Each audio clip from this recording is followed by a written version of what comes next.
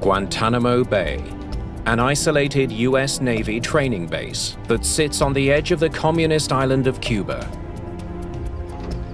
Assistant Fire Chief Frank Krupa and some trainee firefighters prepare for a practice drill. All right, let's get at it. A typical duty day, like many fire stations, you're there training and staying prepared for the alarm to strike.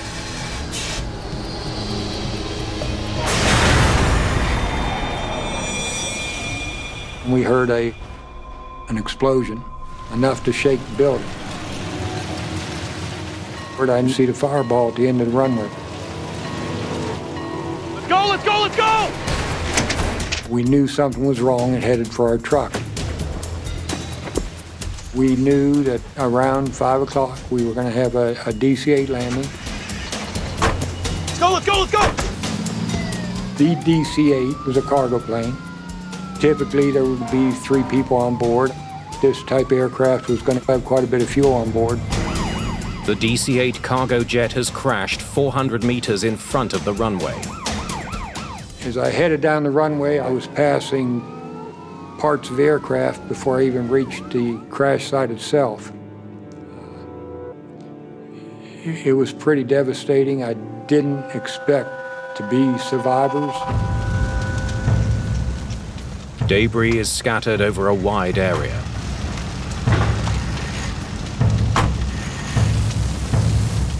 Something catches Krupa's eye.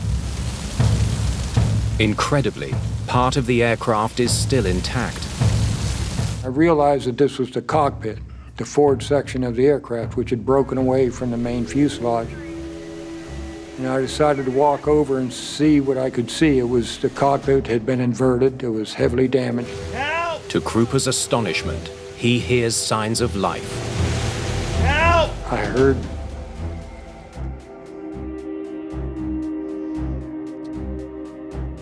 I heard these cries for help. Help! Hello? Anybody? Help! Help!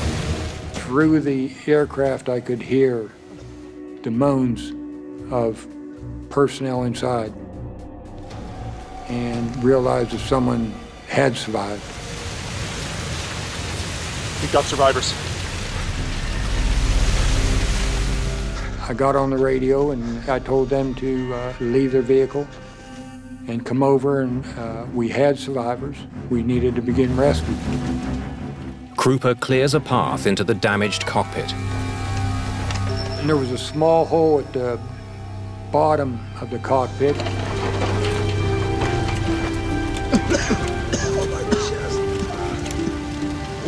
Okay, guys. We're gonna get you out of there. Just hang on. Hurry!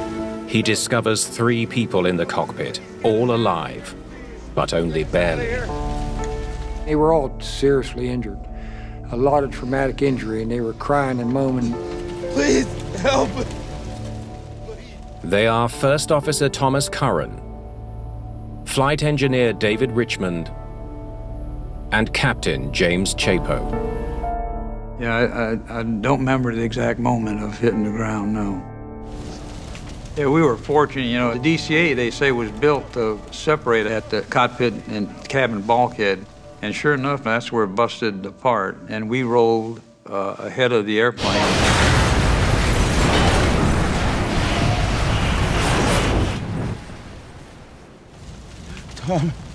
Tom, I'm here, Jim. Can you move? Yeah. My memory of the actual accident itself is gone. Please, help us. I was told when the airplane hit the ground, a large boulder came through the cockpit by my rudder pedals and broke off the rudder pedals and severely damaged my legs.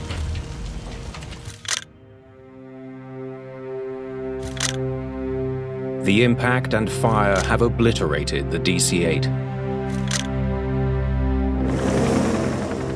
The 3 surviving pilots are transported to hospital in Miami. We found out later that the State Department had contacted the Cuban government and received special permission to medevac these crew members right across Cuban airspace to save time to get them to Miami. Within hours of the accident, a team of investigators from the National Transportation Safety Board is on its way to Guantanamo. We got notified that there was an airplane crash down in Guantanamo Bay. In 1993, Guantanamo Bay is a small U.S. naval base surrounded by communist Cuba. The base stayed under American control even after the Communist Revolution in 1959.